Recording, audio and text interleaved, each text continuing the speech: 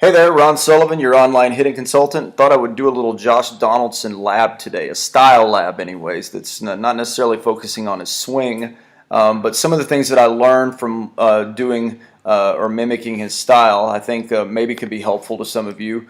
And perhaps, if I'm allowed the flexibility to talk about some of the misconceptions about what's happening in Donaldson's swing. Now, first and foremost, if I may, I am 43 years old. I don't have the athleticism or the range of motion that somebody that's a former MVP and the best in the world, right, at what he does. I'm not going to have that same range of motion. But what I've tried to do is emulate the sequence, right, and trying to, I guess, make a couple of points today. And this is specifically not to, obviously, Josh Donaldson knows what he's doing.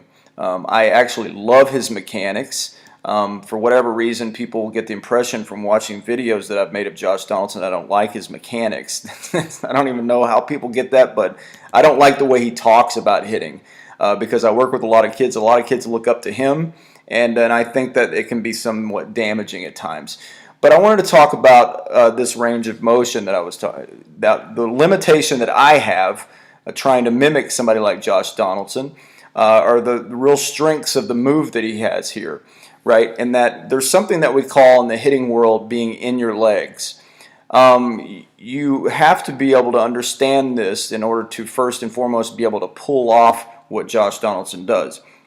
And this is where I'm limited in that, number one, something I noticed as I went back and looked at the video, he's already in his legs. And if you're trying to mimic this move at home, you got a kid that you're trying to teach this, it's very important that while they're in their stance, that they're in their legs, right? And the hard part with this is when you tell a kid to get in their legs or bend their knees or whatever, they usually look very awkward. So it's something that I think comes with proficiency, understanding what that feeling is of being a little bit more in the legs or in the ground. Okay, and so this first move that he makes, obviously our hand hitch is a little bit different. Camera angles are slightly different. His is from behind, but nonetheless he keeps the barrel tipped a little bit more towards the pitcher, a la Baez and so forth. And I catch up here at the end and I think get somewhat close.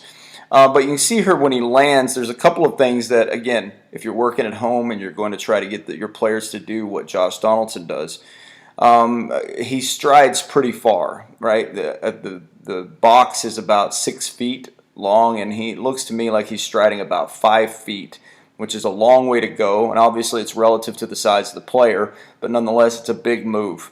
All right, so I think it's an absolute must, though, if you're going to try to pull off what he's doing. And I can't, obviously. I don't have that range of motion to do it under control and in the right sequence, so I don't stride as far as Donaldson. So because of that, and because I didn't start in my legs like Josh Donaldson, right, when I land in the ground, I'm not going to have as much flexion in my legs.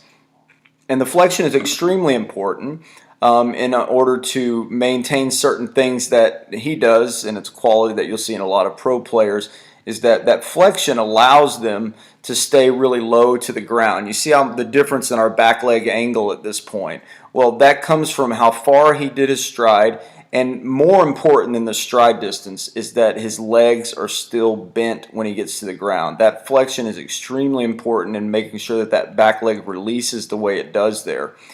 Okay, and so the other thing is that I've learned from doing this style lab, as I call it, is that opening of the hips that everybody loves, that Josh Donaldson does, I think can sometimes be misinterpreted as that he's literally trying to have his hips fly open.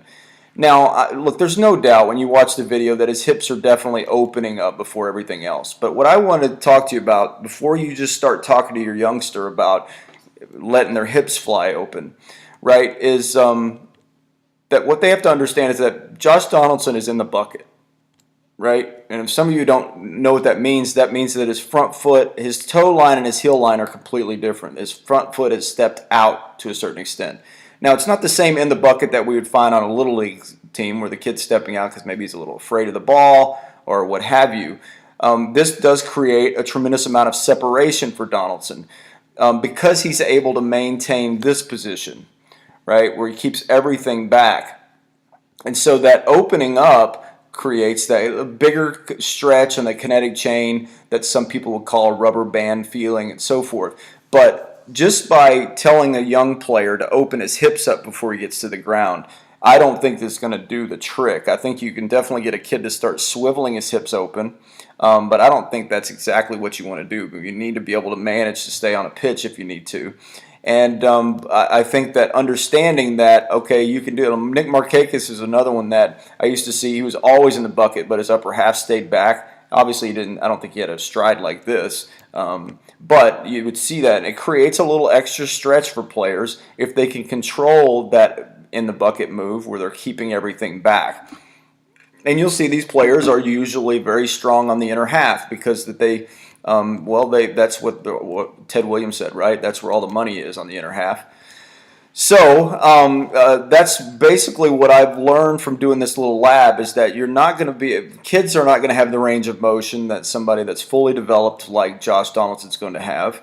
But that doesn't mean you can't try to teach it, and I've never tried to give the impression that kids aren't capable of learning this stuff.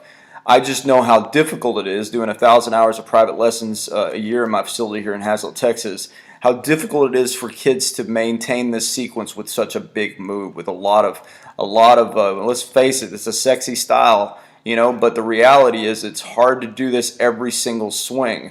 And what I see when I see a big move like this, and when I try to do it, I see proficiency at its best. I see one of the best players in the game, right, that's proficient at controlling his movements, controlling his body, and getting to the same positions every time. Your 9, 10, and 11-year-olds, they may be able to do a giant leg kick. I'm not even going to pretend that that's not the case, but they're not going to be able to pull off this sequence as well as Josh Donaldson. So if you are playing at home, right, and you're wanting to teach them a big move like this, just try to mind those principles, right? Try to mind that you got to be in your legs in the very beginning, and then as they start their move, that they stay in their legs, right, instead of straightening up. Again, most kids are going to have a hard time with that range of motion just because they're developing. Work on the sequence. Keep the kids' hands back, and then as they grow, they develop a sequence where they can keep everything back. Then they can add big moves like Josh Donaldson. Not like me, but like Josh Donaldson, right? And they're going to be able to pound balls like a beast. All right? Thanks again, guys. Ron Sullivan, your online hitting consultant.